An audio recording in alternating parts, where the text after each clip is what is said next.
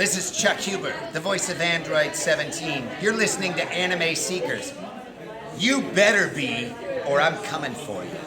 Dragon of the Darkness, Flame!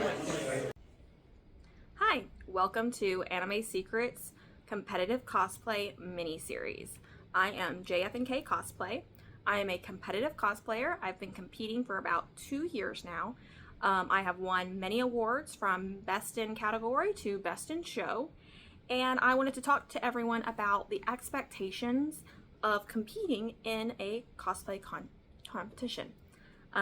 Craftsmanship contests have their own rules, own etiquette, and things to just expect, especially if you're looking at entering a contest that you've never done before. Maybe you're a novice and you just kind of want to improve your odds. There's a lot of things to expect and plan for that you may not think about or aren't fully listed in the rules.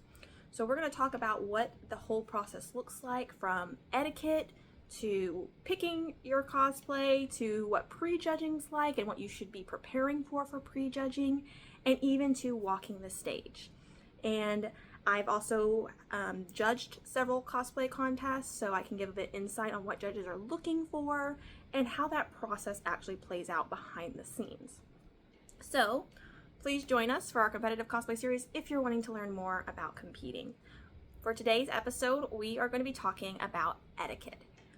Etiquette in cosplay contest is so important.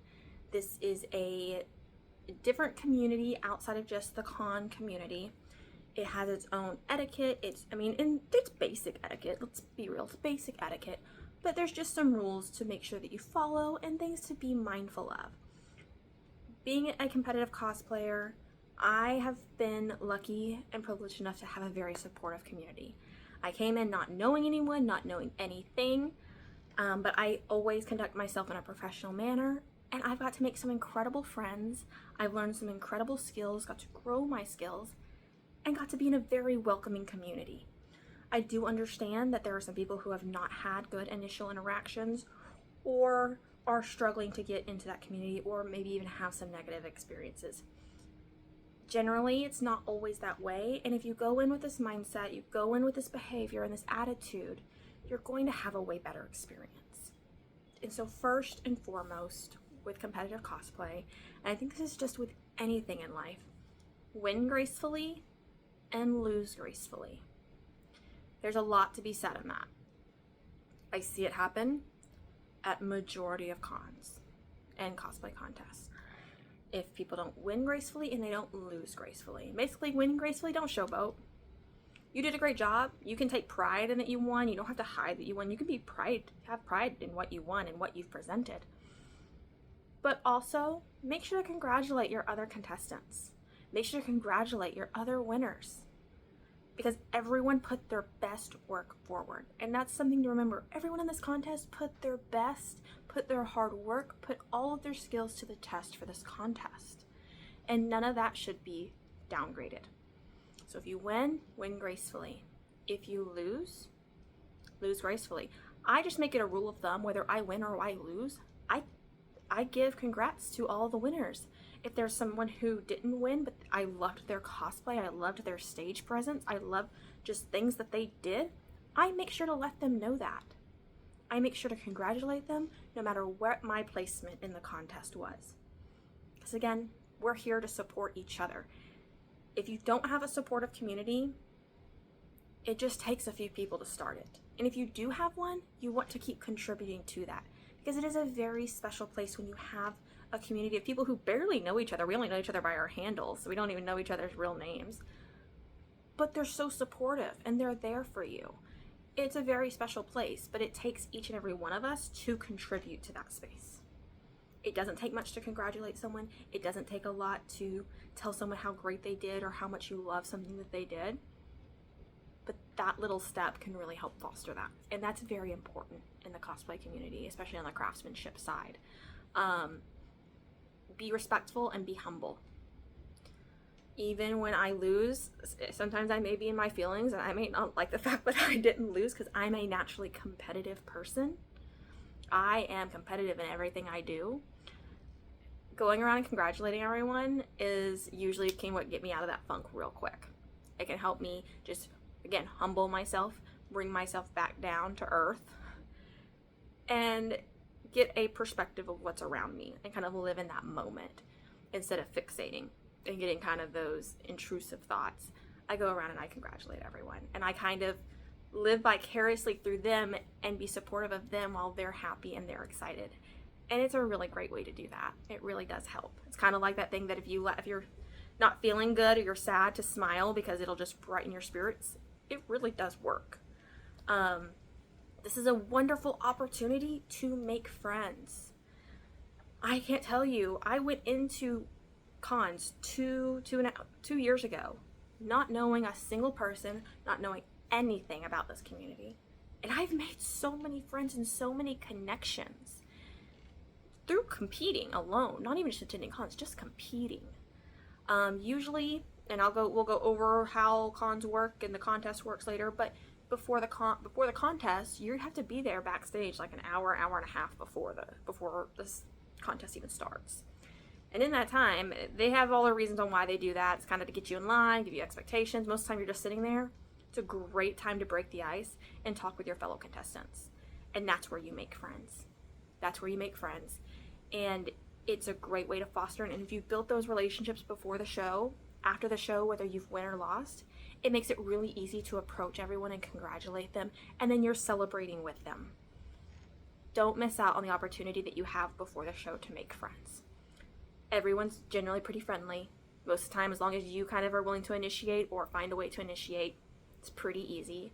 I always make it a point to initiate conversations when we're waiting.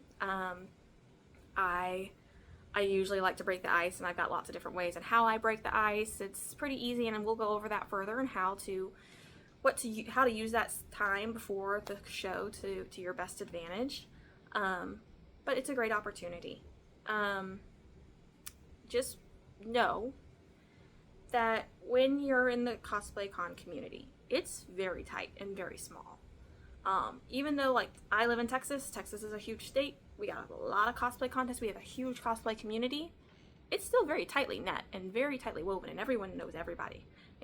I learned that, and probably a year took me to really make the dots and connections of how connected the cosplay community really is. So, if you're someone who doesn't win gracefully or doesn't lose gracefully, it's going to get around very fast. It's going to get around very fast. And again, the cosplay community wants to have a positive community. They want that positive influence. They want it to be that kind of space. And if you aren't contributing to that, it's going to get noticed very quickly. And that's going to affect your reputation and can affect lots of other things. I have seen where if someone is very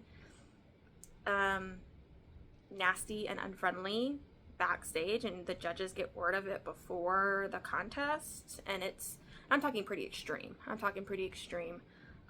behaviors, we will instantly disqualify that person. If that person was someone we had picked to win, we'll go redeliberate. Or we had in our top kind of brackets, we'll go redeliberate. We don't put up with bullying. Bullying is not tolerated. Just being facetious and rude and passive aggressive and nasty is not tolerated. And you're going to find yourself isolated very quickly in the cosplay community, okay? Again, this is a very supportive, positive space. And it can be that for everyone, but you have to contribute to that as well, okay? Another big thing that can really damage your chances and your reputation is lying and misrepresenting yourself. When you sign up for a cosplay contest, especially a craftsmanship contest, there are a lot of rules. They spell out the rules. And that's typically what the contest is going to follow. If you break those rules, there are consequences. If it's a small rule, you'll just get disqualified. And I'll go over in the judging process how fully disqualifying works and circumstances I've come across myself as a judge. And unfortunately, I've had to disqualify a lot of people. Some of the cons that I have been a judge with, we had 50 contestants. I had to disqualify at least between 7 to 10 of them. That's a good portion of your contestant pool. Now, I'm not saying it's always that extreme, but it happens. People do lie and do misrepresent themselves in the judging room. And we know. We can spot it a mile away. If you have qualified judges, if you have a good judging panel, they're going to spot it a mile away. Do not lie. And if you lie, and if maybe the judges didn't catch it, one of your other competitors may catch it, and they may report you. We don't lie. We are here to show off our skills.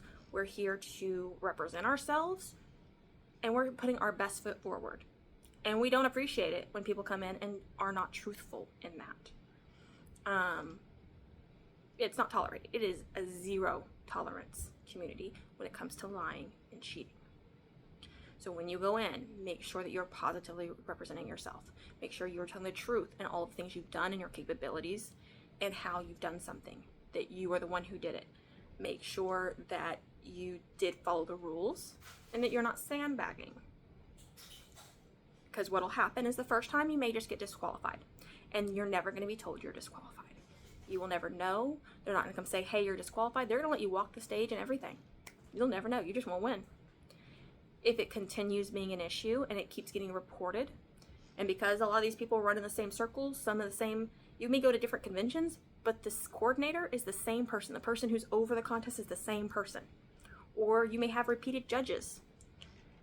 It will get around. You will be noticed. It will be noted.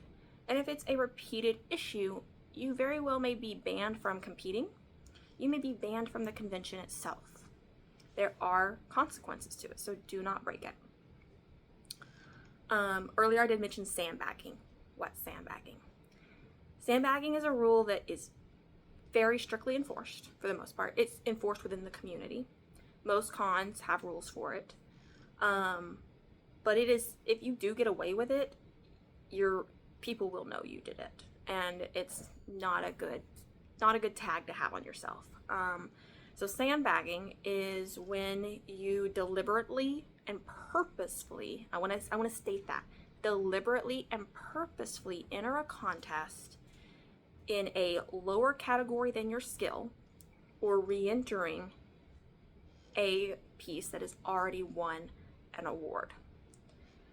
Now, different cons will have a different rule of what they consider sandbagging. Sometimes it's just you can't enter a con that you've won, a cosplay that you've won at a contest before.